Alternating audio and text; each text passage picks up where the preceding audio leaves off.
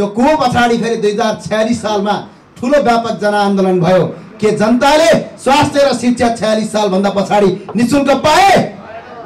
के जनताले रोजगारी पाए? के जनताले न्याय पाए? आज पनि यहाँ हाम्रा अधिवक्ताजी हुनुहुन्छ।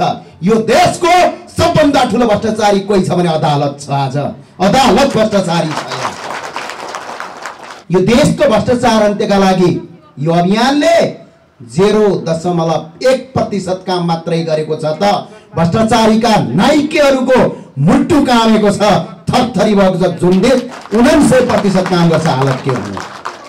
जबसम्म यो देशमा 50% नागरिक उत्पादन गर्न सकिँदैन तबसम्म यो देश एक फुट्या कौडी पनि विकास हुँदैन। त्यो बनाउनु हो। रत्न पार्कमा अहिले 240 दिनसम्म खाना खुवाए। प्रत्येक पटक राज्यले आक्रमण गर्यो।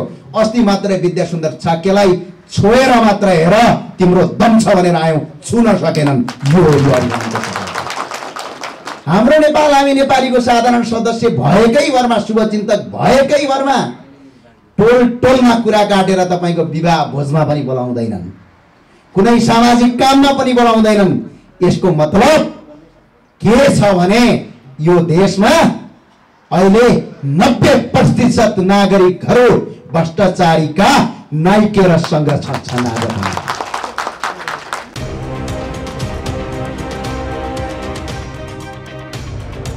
यो विषम परिस्थितिमा पनि यो अभियान आज राष्ट्रको 1 नम्बर अभियान भएको छ। यसमा तपाईं सबैले स्वागत गर्नु। यो अभियानको सिलसिलामा आज म कुनै चर्को र कुनै बाहिरको कुरा होइन, अभियान भित्रको कुरा गर्न चाहन्छु। यो अभियानको जन्म किन भयो र हामीले यो कुन परिकल्पनाबाट यो अभियानको सोच राख्यौं र आज तपाईहरु समय बर्बाद गरिराख्नु भएको छ। यहाँ मञ्चमा उपस्थित केन्द्रीय सचिव भीमबहादुर साईजी आज समय बर्बाद गरिराख्नु भएको छ। प्रवक्ता डाक्टर नन्दप्रसाद काफ्री समय बर्बाद गरिराख्नु भएको छ। नेपालकै एक होनहार लेडी, जब मैले आज 2 वर्ष हुन लाग्यो करिब चिनेको एउटा सशक्त महिला जिता बराल हाम्रो कोषाध्यक्ष, उहाँ पनि यहाँ लागिराख्नु भएको छ। तपाई पूर्व मेचीदेखि पश्चिम महाकालीसम्म, पूर्वबाट झापाबाट देव संग्रौला, विकास ठाकुरहरू र मोरङबाट हाम्रा राजकुमार भट्टराईहरू, त्यस्तै पश्चिमको सबैभन्दा माथि दार्चुलाबाट नरेन्द्र दामीहरू, त्यसै गरेर बैतडीबाट हाम्रो नायकहरू, त्यसै गरी बजाङबाट यज्ञराज उपाध्यायहरू, त्यति मात्र होइन जुम्लाबाट अहिले हिउँ पर्छ जुम्लामा, यहाँबाट पनि जुम्लाबाट आउनुभएको छ हमालदा खत्री दाई, त्यस्तै गरेर तपाईको सुर्खेतबाट विभिन्न तराईबाट सबै साथीहरू आज काठमाडौँ किन उपस्थित हुनुभएको छ? किन उपस्थित हुनुभएको छ भने यो मुलुकलाई नयाँ दिशा बदल्न सकिन्छ भनेर उपस्थित हुनुभएको, मजाकका लागि होइन। यो कुरा भइरहेको छ। यो अभियानको जन्म हामीले किन गरायौं? यदि यही राजनीतिक दल र यही पार्टीको जस्तो यदि हालत यो अभियान हुने हो भने म संयोजक ज्ञानेन्द्र साई यो अभियान आजैबाट छोड्न तयार छु। हामी यो पार्टी जस्तो गर्दैनौँ। हरेक ठाउँबाट राजनीतिक वितृष्णाले भरिएको छ। मुलुकमा राजनीतिक परिवर्तनको बारेमा बार परिवर्तन भए। 2007 सालमा क्रान्ति भयो। के जनताले स्वास्थ्य र शिक्षा निशुल्क पायो? पाएन। 2015 सालमा तपाईको फेरि आम निर्वाचन भयो। 70 सालको कु भयो। त्यो कु पछाडि फेरि 2046 सालमा ठुलो व्यापक जनआन्दोलन भयो। के जनताले स्वास्थ्य र शिक्षा 46 साल भन्दा पछाडि निशुल्क पाए? के जनताले रोजगारी पाए? के जनताले न्याय पाए? आज पनि यहाँ हाम्रा अधिवक्ताजी हुनुहुन्छ। यो देशको सबभन्दा ठुलो भ्रष्टाचारी कोही छ भने अदालत छ। आज अदालत भ्रष्टाचारी छ। र हामीले 2062-63 सालमा ठुलै जनआन्दोलन 10 वर्ष जनयुद्ध गरेर नेकपा माओवादी आयो। माओवादीका अध्यक्ष प्रचण्डज्यू आउनुभयो।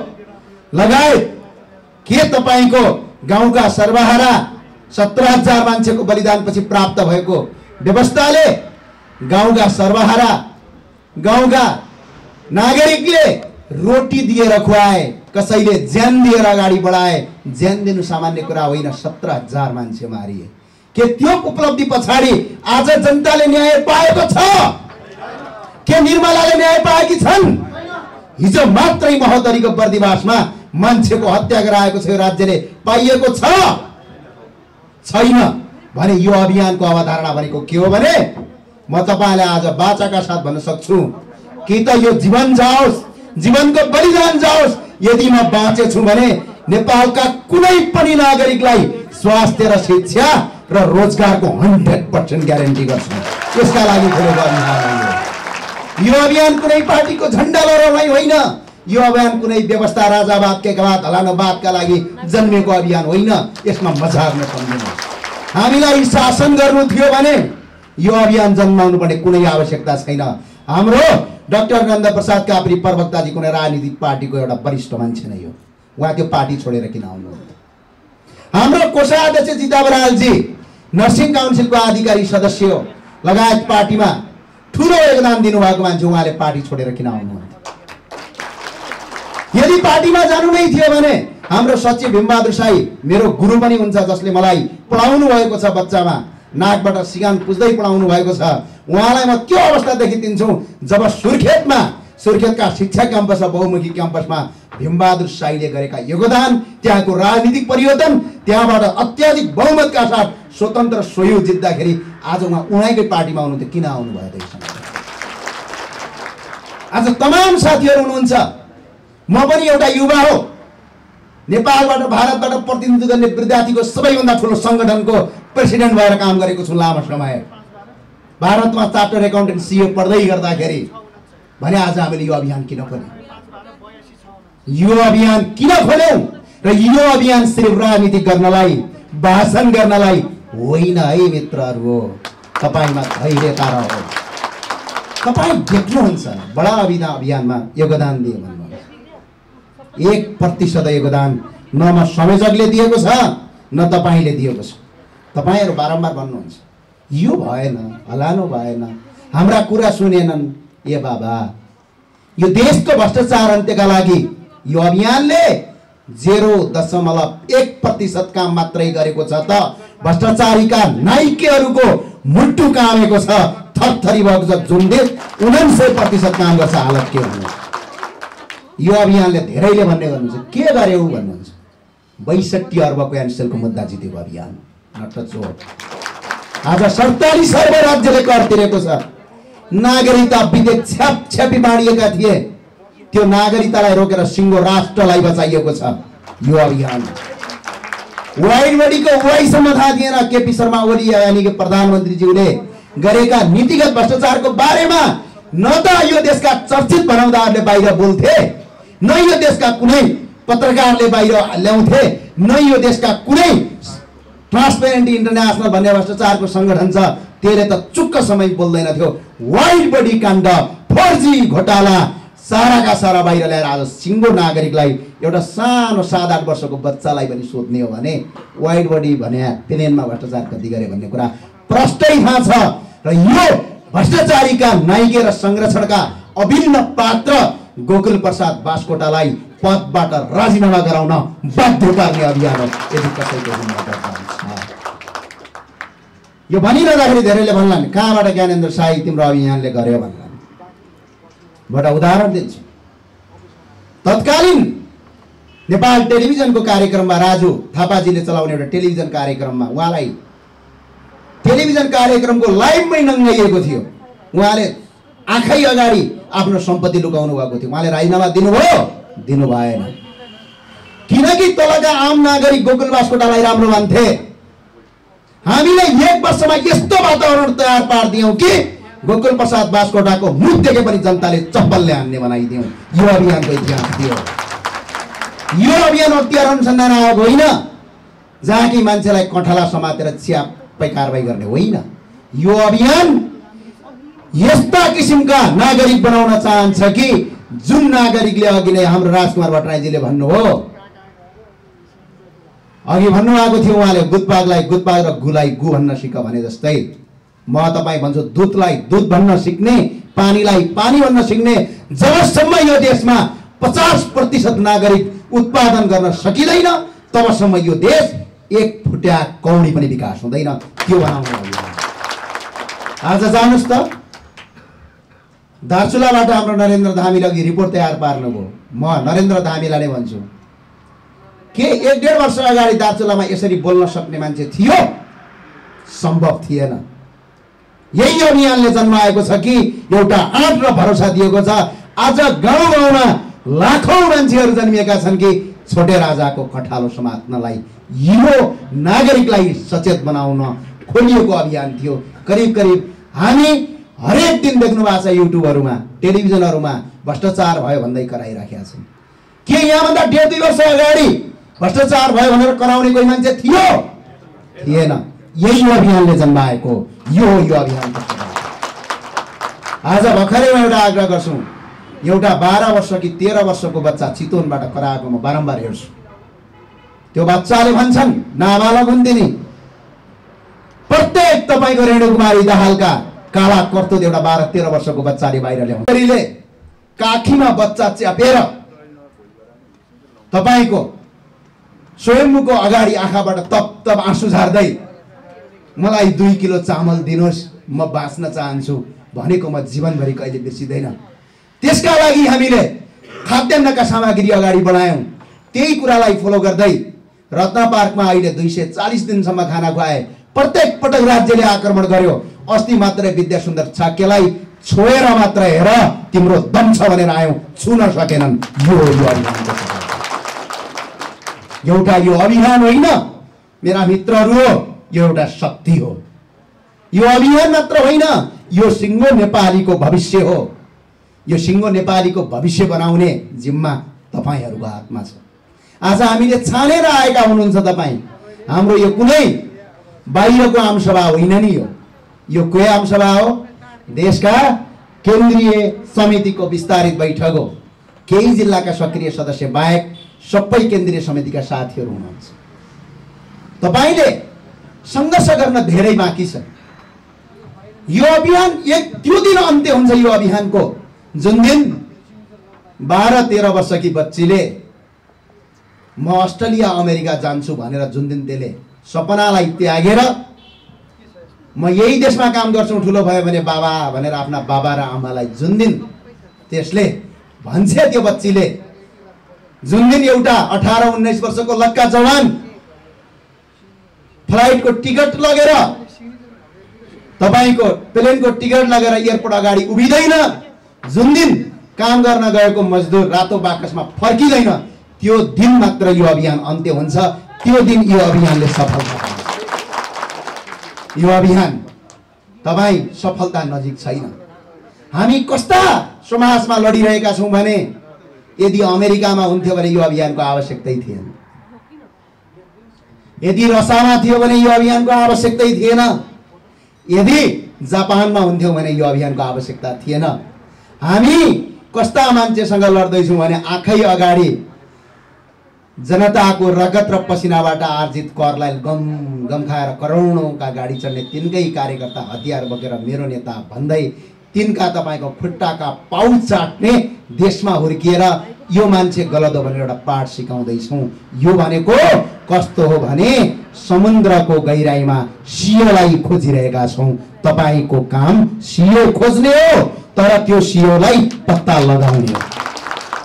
तपाईले यो नसोच्नुहोस् कि आज अभियान यतिका आइसक्यो, 9 महिना भइसक्यो, केही हुँदैन। नसोच्नुहोस्। हामी 0.1% पनि काम गरेका छैनौं। 99.09% काम गर्न बाँकी छ। तपाईको आत्मसात बलियो चाहिन्छ, तपाईको धैर्यता बलियो चाहिन्छ। कति गाह्रो हुन्छ तपाईले भोग्नु भएको छ नि। हाम्रो ट्याक्सी व्यवसायी महासंघको उपत्यका व्यवसाय संघको अध्यक्ष यही हुनुहुन्छ, उहाँले प्रत्यक्ष भोग्नु भएको छ।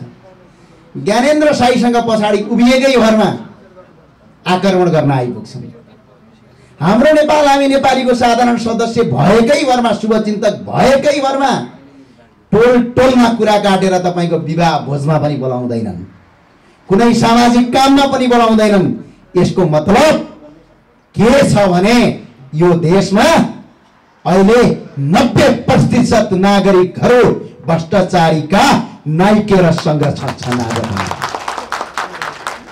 छोरो जन्मिन्छ, पढाउन पर्यो भने नेताको खुट्टा ढोक्नु पर्छ। अस्पतालमा बिल आउँछ, नेताको फोन चाहिन्छ। सिडिओ कार्यालयमा गएर तपाईको नागरिकता लिनुपर्छ, नेताको सिग्नेचर चाहिन्छ। अदालतमा अन्याय हुन्छ, पैसा भएन भने मुद्दा जितिँदैन। किनकि यो उदाहरण मैले पनि भएको छु, भर्खरै चितवनको मुद्दा हामीले हारेका छौँ। ती न्यायाधीश कस्ता होलान् जसले के भने चितवनमा ज्ञानेन्द्र साईमाथि आक्रमण नै भएको छैन। कानुन अन्ध हुन्छ भन्थे, तर त मैले के देखेँ भने ती न्यायाधीशको आँखा नै फुट्या रहेछ।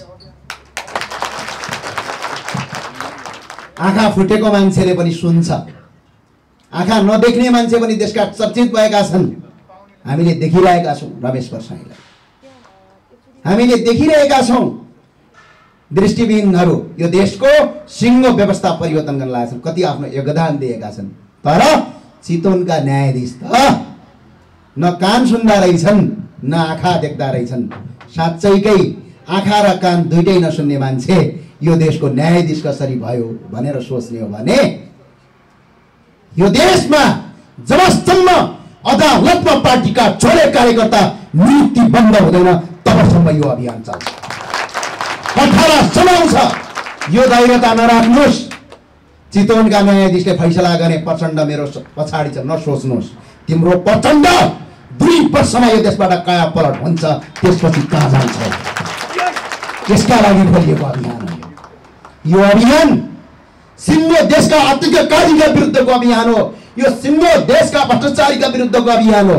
तपाईले देख्नु भएको छ नि, राजावादीले पनि हाम्रो खोप विरोध गर्छन्, देखिसहँदैन। गणतन्त्रवादीले पनि हामीलाई देखिसहँदैनन्। हामी गणतन्त्रको पनि यो किसिमको गणतन्त्रको त विरोधी हौं, तर वास्तविक गणतन्त्रको विरोधी होइनौं। हामी राजाको पनि विरोधी होइनौं। राजावादी र गणतन्त्रवादीको आडमा यो देशलाई भ्रष्टाचार गरिरहेका ती अपराधीको विरुद्धमा हौं। ती अपराधीहरू आज विरोध गरिरहेका छन्। म आग्रह गर्न चाहन्छु, एउटा भिडियो आएको थियो। पूर्व राजा ज्ञानेन्द्र शाह भ्रमणमा हुनुहुन्थ्यो सुर्खेतमा र तराईमा। एकजना नागरिकले महाराजाज्यू, राजाज्यू, श्रीपाद सरकार मेरो विदेशका लागि एउटा भिसा लगाइदिनु पर्यो भनेको भिडियो युट्युबमा छ। यो अभियान न त राजावादी हो न त गणतन्त्रवादी हो। यो अभियान कुनै बातलाई विश्वास गर्न, यो अभियानको एउटा मात्रै उद्देश्य छ, मैले अघि नै भनिसकेँ।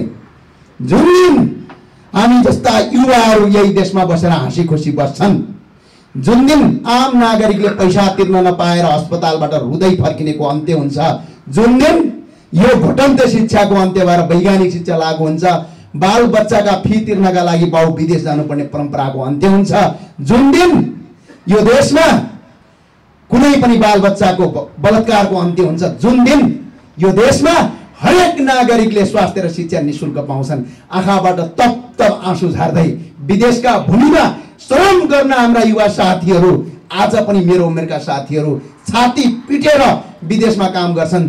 जबसम्म विदेशमा काम गर्ने नीतिको अन्त्य हुँदैन, चाहे राजावादी होस्, चाहे गणतन्त्रवादी होस्, चाहे गाँजावादी होस्, चाहे वादी होस्, तिनको अन्त्य गरेर हामीलाई कुनै बातसँग मतलब छैन। हामीलाई सिर्फ स्वास्थ्य शिक्षा। म अहिले पनि भन्न चाहन्छु, अहिलेको नेतृत्व खड्ग प्रसाद ओलीको सरकारले, अहिलेकै नेतृत्व प्रचण्डले, अहिलेको नेतृत्व शेरबहादुर देउवाजीले स्वास्थ्य शिक्षा रोजगारी निशुल्क न्यायपालिका एकजना नागरिकलाई अन्याय हुँदैन, आँखाबाट आँसु झार्दै अदालतको गेटमा ढकढक गर्नु पर्दैन। भ्रष्टाचारी वकिलहरू यति मोटाका हुन्छन्, वरिष्ठ वकिलहरू देख्नु भएको छ, करोडौंका गाडी चढ्छन् जनताको तिरेको रकमबाट। जबसम्म अदालत निशुल्क हुँदैन, म स्वास्थ्य फ्रीमा दिन्छु, शिक्षा फ्रीमा दिन्छु, भ्रष्टाचार 1% गर्दैन, एकजना नागरिकलाई विदेश जानबाट वञ्चित गर्छु भनेर अहिले यिनै दलहरूले 100% ग्यारेन्टी दिउन्। यिनको म फोटो भित्तामा सजाएर यो अभियान चलाउँछु। र अहिले केही राजावादी साथीहरू उठ्नु भएको छ, म आग्रह गर्न चाहन्छु, राजाले दरबारबाट बोलुन्, एकजना नागरिक विदेश जानु पर्दैन, यही देशमा 100% रोजगारी दिन्छु, एकजना मान्छे स्वास्थ्य उपचारमा तपाईको लापरवाही हुँदैन, एकजना नागरिकले प्राइभेट अस्पतालमा उपचार नगराएर सरकारी अस्पतालको 100% ग्यारेन्टी लिन्छु।